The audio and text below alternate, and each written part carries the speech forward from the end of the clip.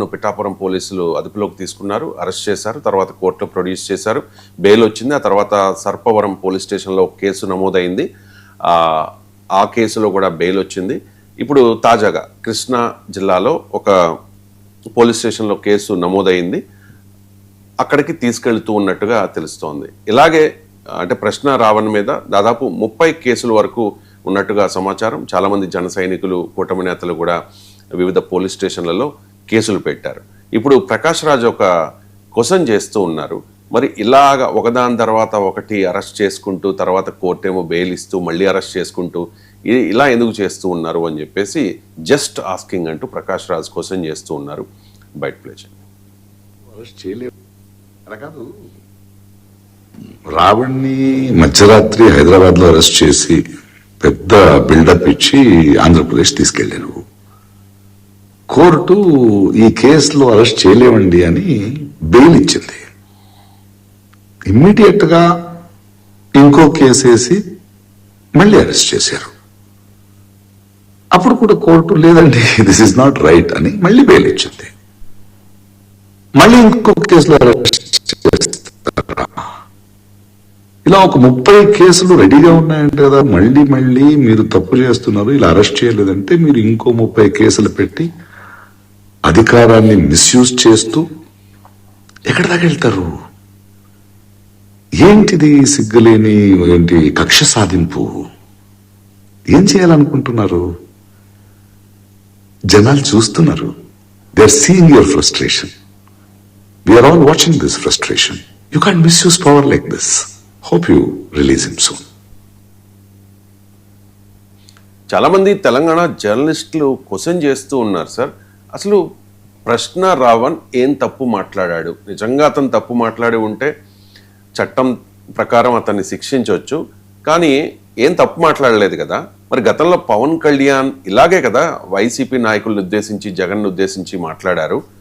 మరి రావణ్ చేసిన తప్పేంటి అని క్వశ్చన్ చేస్తూ ఉన్నారు సార్. గతంలో పవన్ కళ్యాణ్ మాట్లాడిన మాటల్ని, ఇప్పుడు రావణ్ మాట్లాడిన మాటల్ని కంపేర్ చేస్తూ ఒక వీడియో కూడా రిలీజ్ చేశారు. ఆ వీడియో ప్లే చేయండి. పళ్ళు రాళ్ళ కొడతాను కొడకల్లారా, ఒకడికి చెప్తున్నాను. అరే ఎదవల్లారా, సన్నాసిల్లారా, చలకల్లారా, దద్దమ్మల్లారా, నా సహనం రా ఇంతకాలం మిమ్మల్ని రక్షించింది నా సహనం. నా భాషను కొద్దిగా మన్నించాలి, ఎందుకంటే ఈ భాషను నేను నేర్చుకుంది పవన్ కళ్యాణ్ దగ్గర నుంచే.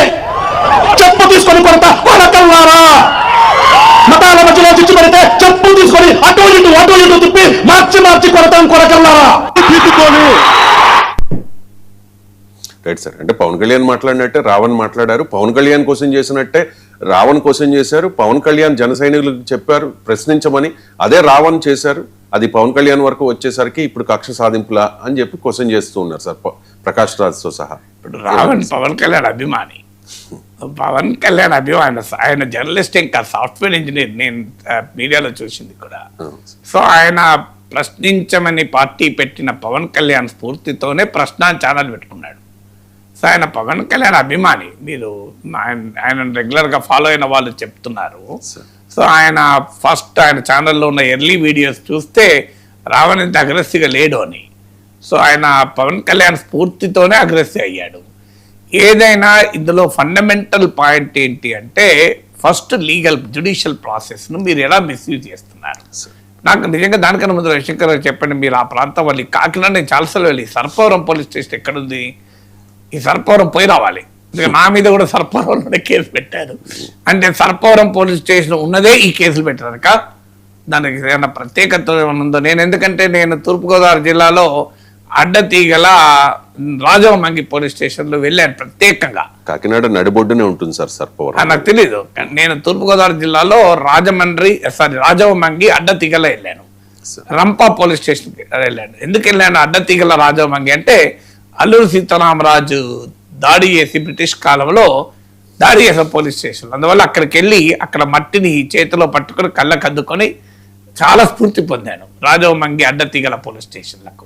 సో ఎందుకంటే అందువల్ల ఇప్పుడు సర్పవరం పోలీస్ స్టేషన్ కూడా నేను నెక్స్ట్ టైం కాకినాడ వెళ్ళేటప్పుడు ఖచ్చితంగా వెళ్ళి అక్కడ భూమికి నమస్కరించి వస్తాను. ఎందుకంటే ఈ పోలీస్ స్టేషన్ అసలు కొత్త చరిత్ర సృష్టిస్తోంది. ఎందుకంటే నాపై కూడా సర్పవరం పోలీస్ స్టేషన్లో కేసు ఉంది.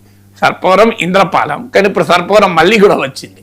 సో అందువల్ల సర్పవరం అనే దానిపైన బహుశా ఫ్యూచర్లో సర్పవరం మీద ఒక సినిమా వస్తుందేమో. ప్రశ్నించితే సర్పవరం తీసుకెళ్తాం, ప్రశ్నిస్తే సర్పవరం అని అదొక డైలాగ్గా మారిపోతుందేమో. సర్పవరం కల్లెర్ర చేస్తుంది, సర్పవరం చూస్తోంది అని. సో మరి ఆ సర్పవరం పోలీస్ స్టేషన్ కాకినాడ వెళ్ళాను, కానీ ఎప్పుడు వెళ్ళలేదు సర్పవరంకు. అని పోయి ఉంటాను, కానీ ఆ సర్పవరం తెలియకపోవచ్చు నాకు. సో ఇక ఇందులో ఫస్ట్ అర్థం కావాల్సింది, నేను కూడా రవిశంకర్ మొదట్లో నాపై కేసులు వచ్చేంత వరకు ఏమనుకుంటానంటే, నన్ను ఎందుకు అంటారు, మీరు అసభ్యంగా ఎవరైనా మాట్లాడితే, అభ్యంతరకరంగా మాట్లాడితే, అనుచితంగా వ్యాఖ్యలు చేస్తే, ఇతరులను నొప్పించే విధంగా వ్యాఖ్యలు చేస్తే వ్యక్తిగతంగా ఇలాంటి వాళ్ళపైన కేసులు పెడతారు. డీసెంట్గా పొలిటికల్ అనాలిసిస్ చేస్తే నొచ్చుకుంటారేమో, నొప్పి పెడుతుందేమో, కానీ కేసులు పెట్టరు అని నేను చాలా కాలం అనుకున్నాను. ఎందుకంటే నేను 40 ఏళ్ళుగా జర్నలిజంలో ఉన్నాను. ఫస్ట్ ఆర్టికల్ 1984 సెప్టెంబర్ 10th నాడు రాశాను. 42 ఏళ్ళుగా రాస్తున్నాను, మాట్లాడుతున్నాను. 2003 అంటే 23 ఏళ్ళుగా, నాట్ మన అంతకుముందు ఈ టీవీలో వచ్చేవాడు, టీవీ నేను రాకముందు, అంటే 25 yearsగా టీవీలో మాట్లాడుతున్నాను. నేను చాలాసార్లు చెప్పాను, మీరు కూడా బహుశా అంగీకరిస్తారేమో. యాంకర్ల తర్వాత టెలివిజన్ స్క్రీన్ పైన ఎక్కువ కనబడ్డ వ్యక్తి నేనే తెలుగులో. బహుశా దెర్ ఇస్ నో మెజర్మెంట్, కానీ లైవ్లో కూడా 1000 గంటలు మాట్లాడారు, కానీ ఎన్నడూ ఒక్క మాట తప్పు దొరలే. మీరు ఇప్పుడు 2.5 ఏళ్ళు దాడిపోయిందిగా మనం మాట్లాడబట్టి. మీరు ఎప్పుడైనా లైవ్లో చాలా డిఫికల్ట్, ఎందుకంటే బై మిస్టేక్ కూడా ఒక పదం తప్పచ్చు, కానీ ఒక్క అభ్యంతరకర పదం లైవ్లో ఇన్ని 1000 గంటల మాట్లాడినా ఒక్క పదం కూడా దొరలేదు ఇంతవరకు, నాకు తెలిసినంత వరకు. ఇక మిగతా దగ్గర మాట్లాడేదైతే అసలు ఇంకా దొరలే స్కోపే లేదు. మరి నా పైన కేసులు పెట్టినాక నా ఆలోచన సరళి మారింది. ఓహో, ఈ కేసులు పెట్టడం మనం మాట్లాడే తీరుతో సంబంధమే లేదు, మనను నోరు మూయించాలనుకున్నప్పుడే కేసులు పెడతారు. అందువల్ల ఎందుకు ఈ మాట చెప్తున్నా అంటే, ఇప్పుడు రావణ్ వీడియోలు చూసిన వారు, ఈయన ఇంత అగ్రెసివ్గా మాట్లాడాడు, పవన్ కళ్యాణ్ పైన ఇంత అన్యాయంగా మాట్లాడాడు అని కూడా సోషల్ మీడియాలో ఒక వర్గం రావణ్ పై చర్యల్ని సమర్థిస్తోంది. అంటే ఆయన మాట్లాడిన తీరు వల్లనే ఈ కేసు, అంటే కాజ్ అండ్ ఎఫెక్ట్ అంటారు కదా, కార్యకారణ సంబంధం. అంటే రావణ్ ఇలా మాట్లాడాడు కనుక ఆ కేసులు పెట్టారు కనుక కేసులు జస్టిఫైడ్, ఎందుకంటే అలా మాట్లాడాడు కదా అని అనుకుంటున్నారు. కానీ నా కేసు తర్వాత నాకు అర్థమైన సంబంధమే లేదు. నేను ఓపెన్గా ఛాలెంజ్ చేశాను, నేను అసభ్యకరంగా, అభ్యంతరకరంగా, అమర్యాదకరంగా, అన్పార్లమెంటరీగా మాట్లాడిన ఒక్క సెంటెన్స్ చూపెడితే నేను యూట్యూబ్ ఛానల్ క్లోజ్ చేస్తాను, టీవీ కెమెరాల ముందు రాను. ఇది open offer, even today there is an offer. అయితే మార్పుడు వీడియోలు పెట్టకండి. మీరు మార్పుడు వీడియోలు పెట్టి ఏఐతో మార్ఫింగ్ చేసి ఇంకా అన్నారని చెప్తే నేను అంగీకరించను. మీరు చూపెట్టండి, ఒక్కటి జస్ట్ 1 second వీడియో చాలు నాకు. I will completely close the channel. నేను అసలు యూట్యూబ్ కూడా వదిలేసి ప్రశాంతంగా నేను చెట్లు, మొక్కలు, చెరువులు, కొండలు, గుట్టలు తిరుగుతూ ఆనందంగా ప్రకృతితో, నాకు చాలా ఇష్టం ప్రకృతి అంటే, ఆ జీవితం గడుపుతాను. ఈ జీవితంలో బయటకు వచ్చేస్తాను. So open offer. అందువల్ల ఇది క్లియర్గా రావణ్ స్టైల్ ఆఫ్ స్పీకింగ్ వల్ల వచ్చిన సమస్య కాదు అది. అందుకే నేను దయచేసి ప్రేక్షకులకు కోరేది, నాగేశ్వర్ అనుభవంతో పోల్చి చూడండి, మీకు అర్థమవుతుంది నేను చెప్పేది ఏంటనేది. అందువల్ల ఇప్పుడు నా పైన 3 సంవత్సరాల జైలు శిక్ష కేసు, అది అల్లర్లు సృష్టించామన్న కేసు, కులచిచ్చు పెట్టాలని కేసు, అసలు మామూలుగా పబ్లిక్ ఆర్డర్ను కంప్లీట్ కల్లోలం అయిపోయింది సమాజం అన్న కేసు పెట్టారు. 3 ఏళ్ల జైలు శిక్ష, అసలు నోటీస్ కూడా ఇవ్వాల్సిన అవసరం లేదు. ఈ కేసు చూశాక నాకు అనిపించింది, మనం ఎలా మాట్లాడామన్న దానిపైన కేసులు ఉండవు, మనం నోరు మూయించాలనుకుంటే కేసులు ఉంటాయి. అది ప్రాక్టికల్. ఇప్పుడు రావణ్ ప్లస్ నాగేశ్వర్ కలిపి చూస్తే అర్థమవుతుంది, ఓన్లీ రావణ్ చూస్తే అర్థం కాదు. ఇక రెండవది, నాపై కూడా ఇలాగే 60 పోలీస్ స్టేషన్లో కేసులు పెడతారని వచ్చింది వార్త. మొత్తం రాష్ట్రమంతా కేసులు పెట్టండి అని. సిమిలర్ చూడండి, మెథడాలజీ, మాడస్ ఆపరండి కూడా సేమ్ అండ్ సేమ్. అయితే కారణాలు ఏదైనా తర్వాత మీకు 2 పోలీస్ స్టేషన్లోనే పెట్టారు కేసు. అదే సర్పవరం, మళ్ళీ అది కూడా చూడండి. సో ఇప్పుడు రావణ్ పైన కేసు కూడా సర్పవరమే, నాపై కూడా సర్పవరమే. మీకు కేసు సేమ్ ప్లేస్లో పెడుతున్నారు. అంటే ఇది is a clear okay police station ఎందుకు కేసులు ఫైల్ అయితే సర్పవరంలోనే ఇది క్లియర్ ఆర్కెస్ట్రేట్ అని అర్థమవుతుంది కదా. అనేక సుప్రీంకోర్టు తీర్పులు చెప్పింది ఒకే అంశం పైన మీరు అనేక చోట్ల కేసులు పెట్టి తిప్పకూడదు, వాటన్నిటినీ ఒక్క చోటికే చేర్చాలి అని సుప్రీంకోర్టు తీర్పులు ఉన్నాయి. సుప్రీంకోర్టు తీర్పులో కూడా మీకు గౌరవం ఇవ్వరు. ఇది రెండవది. మూడవది జ్యుడిషియల్ రెమెడీస్. భారత రాజ్యాంగం ఇచ్చినటువంటి హక్కని దాన్ని జ్యుడిషియల్ రెమెడీస్ అంటారు. ఫండమెంటల్ రైట్స్ కు విఘాతం కలిగినప్పుడు article 32 of the constitution of India ప్రకారం నేరుగా సుప్రీంకోర్టుకి వెళ్ళే జ్యుడిషియల్ రెమెడీస్ పొందవచ్చు. సో అదొక జ్యుడిషియల్ రెమెడీ అనేది చంద్రబాబు నాయుడు, పవన్ కళ్యాణ్, లోకేష్, జగన్, కేసీఆర్, రేవంత్ రెడ్డిల దయాదాక్షిణ్యాలతో రాలేదు, మోడీ దయాదాక్షిణ్యాలతో రాలేదు. భారత రాజ్యాంగం ప్రతి పౌరునికి ఇచ్చినటువంటి ఒక హక్కు జ్యుడిషియల్ రెమెడీ. మీరు జ్యుడిషియల్ రెమెడీని కాలరాసే విధంగా ఒక కేసులో అరెస్ట్ చేస్తారు, కోర్టు బెయిల్ ఇస్తుంది, మళ్ళీ వెంటనే సిమిలర్ ఇష్యూ ఒకటే, మళ్ళీ వేరే నేరం కాదు. పోనీ ఒక చోట వాడు కొట్టాడు, ఒక చోట కారుతో గుద్దాడు, ఇంకో చోట దొంగతనం చేశాడు, ఇంకో చోట మర్డర్ చేశాడు. ఈ 4 వేరు కేసులు అరెస్ట్ చేశారంటే ఒప్పుకుంటాను.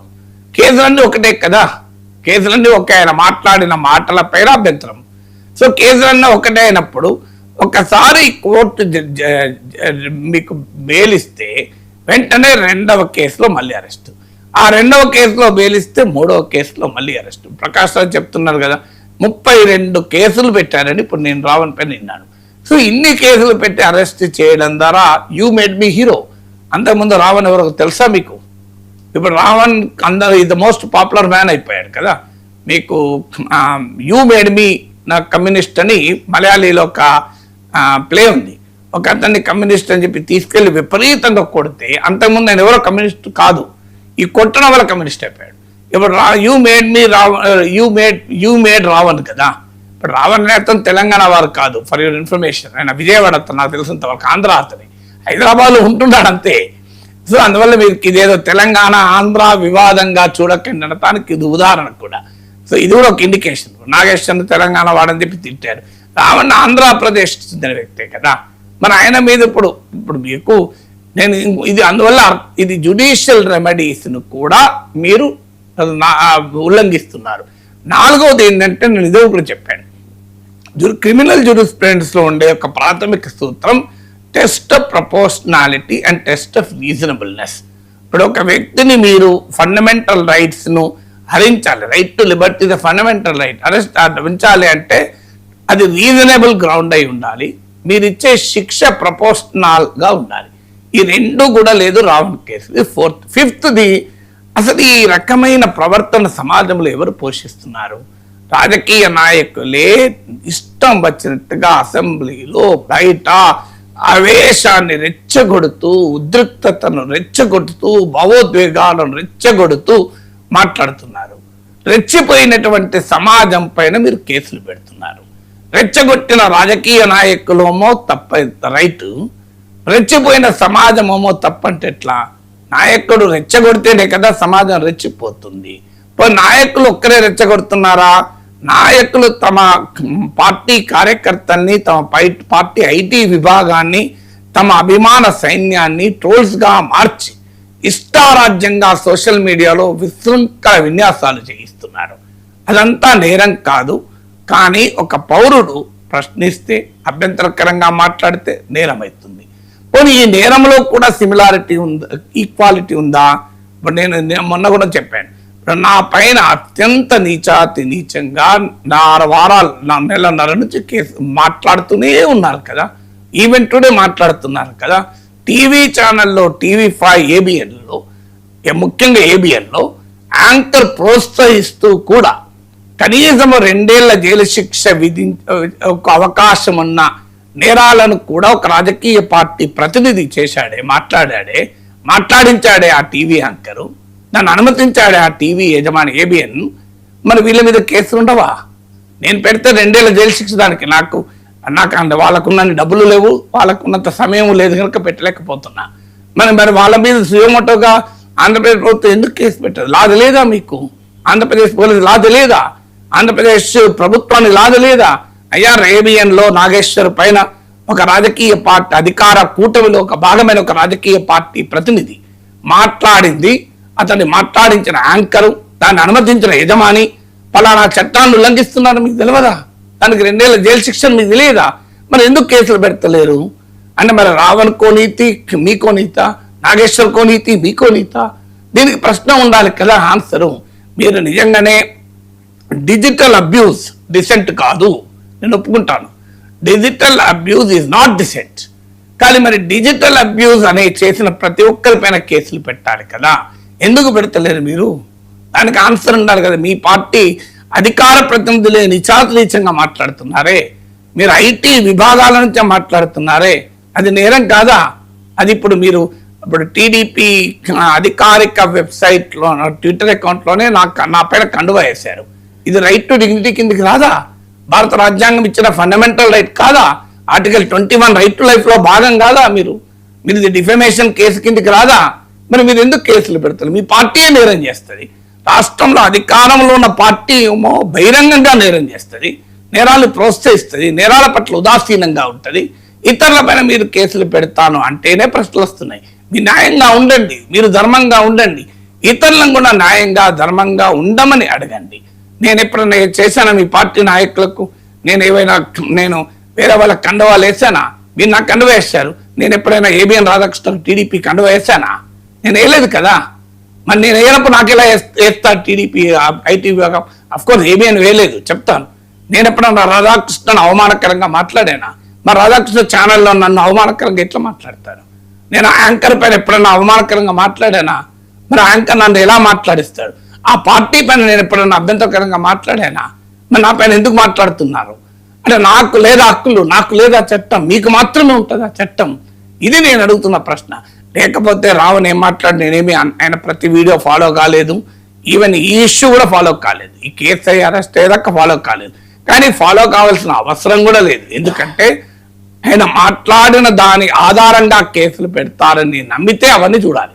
ఆయన మాట్లాడిన దాంతో సంబంధమే లేదు, ఇది పెట్టదలుచుకున్నారు, పెడుతున్నారు అంతే తప్ప.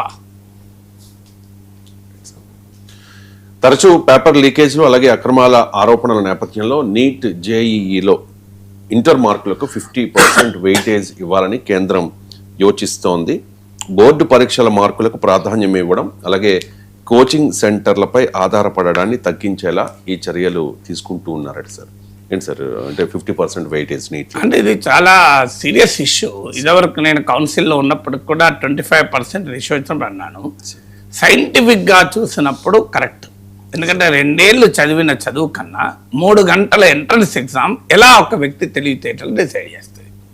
ఎప్పుడు కూడా continuous and cumulative testing is a more scientific testing than instantaneous testing. అందువల్ల శాస్త్రీయంగా చూసినప్పుడు అకాడమిక్ పర్ఫార్మెన్స్కి సంబంధం లేకుండా కేవలం ఎంట్రన్స్తోనే సెలెక్షన్ చేయడం అనేది అన్సైంటిఫిక్, దాంట్లో ఏమీ డిస్ప్యూట్ లేదు. అందులో ఏమవుతుందంటే ఇది ఒక స్కిల్ అయిపోయింది. మీరు గేమింగ్ అంటారే, ఇప్పుడు గేమింగ్లో దిక్కు మన ఫామ్ విల్ ఇలాంటి గేమ్స్ ఆడుతుంటారు. సో గేమింగ్లో ఉండేది అంటే స్కిల్ ఉండాలి. స్కిల్ బేస్డ్ గేమింగ్ ఉంటుంది, లక్ బేస్డ్ గేమింగ్ ఉంటుంది. లక్ బేస్డ్ గేమింగ్ను పక్క పెడదాం, అది ఇల్లీగల్ కూడా. స్కిల్ బేస్డ్ గేమింగ్ కూడా ఉంటుంది. స్కిల్ బేస్డ్ గేమింగ్లో ఏంటంటే నీ నైపుణ్యమే ఆధారం అవుతుంది. సో అందువల్ల ఈ ఎంట్రన్స్ ఎగ్జామ్లకు కూడా ఫిల్టరేషన్గా మారిపోయింది. They don't test who is intelligent. They test who should be excluded. It is a test of exclusion తప్ప టెస్ట్ ఆఫ్ ఇంటెలిజెన్స్ ఐడెంటిఫికేషన్ కాదు. అందువల్ల ఈ ఎంట్రన్స్ ఎగ్జామినేషన్ దానికి ఆల్గరిథం లాగా దాని మోడస్ ఆపరెండి ఉంటుంది. అది పట్టుకొని కొన్ని కోచింగ్ సెంటర్లు ట్రైన్ చేస్తూ లక్షల సంఖ్యలో విద్యార్థులు ట్రైన్ చేస్తూ వేల కోట్ల వ్యాపారం చేస్తున్నారు. సో వీరి వ్యాపారానికి ఉన్న ఫార్ములా ఏంటంటే ఆ 3 గంటల ఎంట్రన్స్ టెస్ట్కు ఉండేటువంటి ఒక లాజిక్ను వీళ్ళు పట్టుకున్నారు. సో ఒక్కసారి కనుక ఆ ఎంట్రన్స్ టెస్ట్కి 50% మార్కులు పోతే ఆ లాజికే పోతుంది. అందువల్ల ఇప్పుడు మీరు ఎంట్రన్స్ ఎగ్జామ్తో అడ్వాంటేజ్ ఏంటంటే కోచింగ్ తీసుకున్న బిడ్డ కోచింగ్ అవకాశాలనే బిడ్డ కోటాలోనో హైదరాబాద్లోనో గుంటూరులోనో విజయవాడలోనో కోచింగ్ తీసుకున్న బిడ్డ ఓ పార్వతీపురంలోనో ఓ పాతపట్నంలోనో ఓ ఉట్నూరులోనో కోచింగ్ అవకాశం లేని బిడ్డ ఈ ఇద్దరి మధ్య సమానమైన పరీక్షకు అవకాశమే లేని స్థితిని తీసుకొచ్చారు. కోర్స్ ఇంటర్ మార్కులు పడితే అది పూర్తిగా పోతుందా? పోదు, కానీ సమస్య కాస్త తగ్గుతుంది. అందువల్ల సైంటిఫిక్గా చూసినప్పుడు ఇంటర్ మార్కులు యాడ్ చేయడం కరెక్ట్. కానీ సమస్య ఏంటి? మన దేశంలో ఇప్పుడు రోజు మీరు పండ్లు తింటే మంచిది, ఇది సైన్స్. కానీ మీరు ద్రాక్ష పళ్ళను తినండి, మీకు తెల్లర వరకు స్టమక్ ప్రాబ్లం రాకపోతే చూడండి. ఎందుకు? ఆ ద్రాక్ష పళ్ళ మీద ఇట్లా పురుగు మందు పేరుకొని ఉంటుంది. అందుకే ఏమంటున్నారు, మీరు వేడి నీళ్ళలో వేసి కడిగి నానా కష్టాలు పడాలంటున్నారు. సో పళ్ళు తినడం ఆరోగ్యానికి మంచిదే, కానీ మనకు దొరికే పళ్ళు నాణ్యత లేనప్పుడు చాలా ప్రమాదకరమైన పరిస్థితులకు కూడా దారితీస్తున్నాయి. అందువల్ల ఇవాళ ఇంటర్మీడియట్ ఎగ్జామ్స్ యూనిఫామ్గా జరుగుతున్నాయా? ఇప్పుడు ఇంటర్మీడియట్ పరీక్షల ఎవాల్యుయేషన్ కరెక్ట్గా జరుగుతున్నాయా? ఇవాళ మనం చూస్తున్నాం కదా ఎట్లా మార్కులు వేస్తున్నారో. అసలు ఇవాళ పర్మనెంట్ ఫ్యాకల్టీ లేని పరిస్థితి, అకౌంటబిలిటీ లేదు ఎగ్జామినేషన్ సిస్టంలో. నువ్వు రాసే పరీక్షకు వచ్చే మార్కులకు సంబంధం లేని పరిస్థితి. ఇప్పుడు మీకు చాలా చోట్ల దేశం మొత్తం మీద ఎన్నో చోట్ల ఎగ్జామ్ జరుగుతాయి, కాపీ కొట్టడం జరుగుతుంది. నువ్వెవరు వాటిని ఒక్క నీట్ ఎగ్జామ్ 3 గంటల టెస్ట్ నేను కాన్ఫిడెన్షియల్గా మెయింటైన్ చేయలేకపోతున్నావు. ఇంటర్మీడియట్ ఎగ్జామ్స్ కాన్ఫిడెన్షియల్గా మెయింటైన్ చేయగలవా? మీకు స్ట్రిక్ట్ ఎగ్జామినేషన్ చేయగలవా? అప్పుడు మీరు ప్రాక్టికల్ మార్క్స్లు ఉంటాయి. ప్రాక్టికల్ మార్క్స్లు అయితే ఏమున్నాయి? కార్పొరేట్ కాలేజీలు ఫుల్గా వేసుకుంటాయి, ఎన్నడూ పోకపోయినా కూడా. ఇంటర్నల్ మార్కులు ఉంటాయి, ఇంటర్నల్ మార్కులు ఫుల్గా వేసుకుంటారు. అందువల్ల the very legitimacy of examination system ప్రశ్నార్థకమైనప్పుడు అది కలపడం వల్ల వచ్చేటువంటి నష్టం మీకు ఎక్కువగా ఉండే ప్రమాదం ఉంటుంది. నిజంగానే ఇంటర్మీడియట్ ఎగ్జామ్స్ చాలా uniform standards of evaluation maintain అయ్యి చాలా పద్ధతి ప్రకారం ఆ పరీక్షల నిర్వహణ కనుక జరిగితే ఖచ్చితంగా ఇంటర్మీడియట్ మార్కులు కలపడం శాస్త్రీయమవుతుంది. అలా జరగనప్పుడు the cure will be worse than the disease. చికిత్స రోగం కన్నా ప్రమాదకరంగా మారుతుంది. Right sir, thank you so much sir. చాలా అంశాలకు సంబంధించి చాలా డీటెయిల్డ్గా విశ్లేషణ అందించినందుకు. ఇది వాళ్ళ నమస్తే నాగేశ్వర్. మళ్ళీ రేపు కలుద్దాం.